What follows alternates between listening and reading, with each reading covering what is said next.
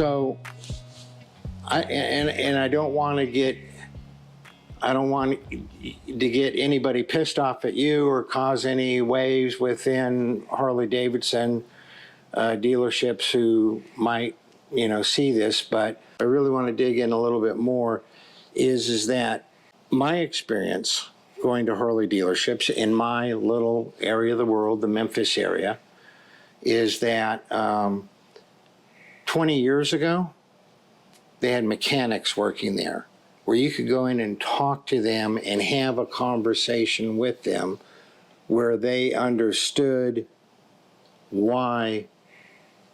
You could see them going down the process of elimination and you could tell that they understood how the engines worked, why they worked, and when it was exhibiting a certain behavior that it could be this, this, or this, and this is what they've seen most. Whereas now when I go into a dealership and talk to somebody, I mean, quite honestly, I feel like I'm talking to a piece of cardboard that does not have any depth of knowledge of mechanical stuff at all. And I'm wondering if that's just an attitude they have or if there really are people who don't know why they're doing what they're doing. They're just doing it because that's what they've been taught to do. Is that a false assumption on my part? No, I think it's probably a very real scenario for a lot of people. Mm-hmm. You've heard that before, but that's why you start seeing when Harley came out with a few years ago with, they started looking at different dealerships' performance. Like, do you have an area that's saturated with Harley-Davidson dealerships, and how well are they serving the customer? Those dealerships that didn't serve the customer well, they were in danger of losing their franchises and stuff. Because they didn't serve the customer well. Mm-hmm. And everything today is based on, the customer experience all the way around. Is that since the new CEO pretty much came in as well? That was started doing it before then. Before Jochen Zeitz got here. No, I believe that that probably wasn't the case before Jochen Zeitz got in command of what was going on. But I believe totally that guy has done very well to revamp the company. He's made some pretty good changes. I think that the price of progress was the pain of change at the level. Nobody knew what was going to go on, but at one point we were going to come out with 100 new models, and that was before him. Yep. He basically said, let's concentrate on what we do. We build an American icon. We build a premium machine. I think I read somewhere where he said, let's concentrate on what we do best on, what's most profitable for the company, which is where they went way heavy on the touring and they lightened up on the Sportsters. There's two Sportsters? Well, there's two air-cooled Sportsters and there's two new Rev Max. The Revolution Max Sportsters, the water-cooled edition. Yeah. The 975 Nightster just came out this year. Mm-hmm. The Sportster S came out the year prior. Mm-hmm. And, of course, we've got now Adventure Touring, a totally different market that we've gotten into. Mm-hmm. If you notice, the Livewire moved into its own company. Now it's called Livewire, but it's still a branch of Harley-Davidson, but it's backed off quite a bit. Yeah. I would say, though, that the beginning of the customer experience is it's even getting to talk to a technician today. It's hard because of the demands of especially in the world of internet where everything is instant gratification. Everybody wants it now. So those guys stay so busy. I think sometimes they don't know. And that's why the EDMs have gotten more, the electronic diagnostic manuals for those guys around. The EDMs have flow charts in them if this and this and this and this, because, maybe you do have somebody that just needs to just go down the list real quick and can find something. So the digital technician came out when?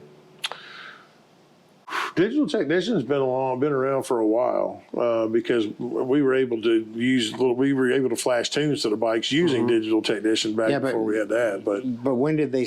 Every bike that comes in now has to be plugged into the. That is part of the service operation. It really became prevalent in 2018, 2019, where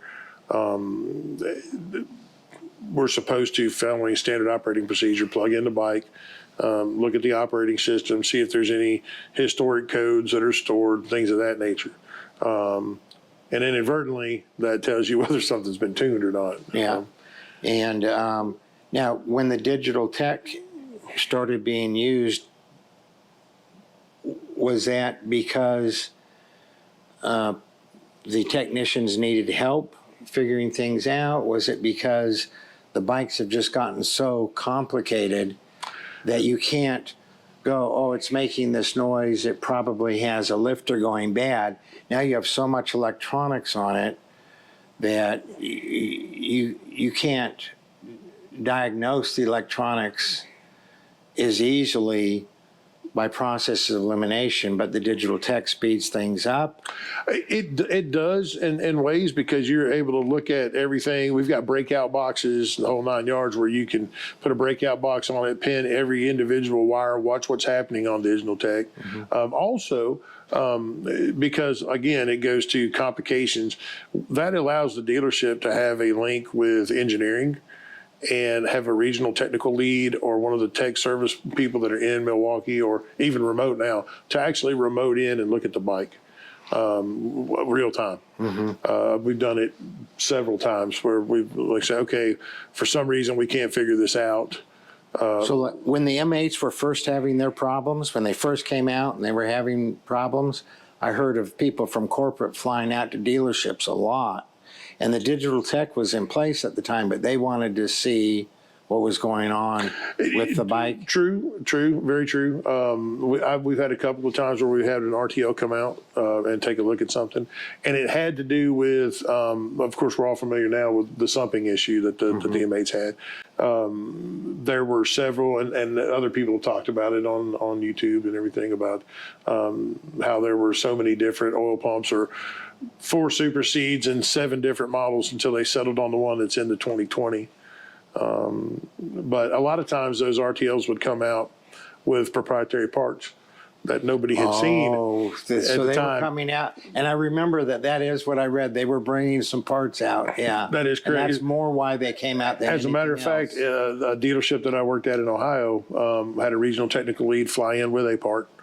We cleared the service area except for the technician and the RTL, and the RTL put that part into the bike, and we could not tell a very, should I say, irritated customer what we did to his motorcycle. We were bound for at least 6 months for not saying anything about it.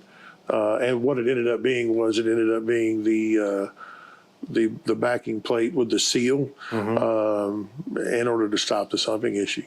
He was one of the first that I knew of in my dealership that had the sumping issue. But yeah, Harley flew an RTL in. We cleared the service area, shut off cameras, whole 9 yards, because it was that proprietary. Wow. And RTL's regional technical lead. Okay, and that's someone from corporate. That is somebody has gone through all the different stages of being a technician and then gone into corporate level and engineering. And whatever. So they, if they needed to, they could explode a whole bike on the floor and put it back together with ease. Most of those guys are very, very knowledgeable people. So if you found this video useful, interesting, hit like, comment, subscribe. We'd appreciate it. Helps us out. And we want to hear from you on if this information has helped you at all. You all ride safe out there.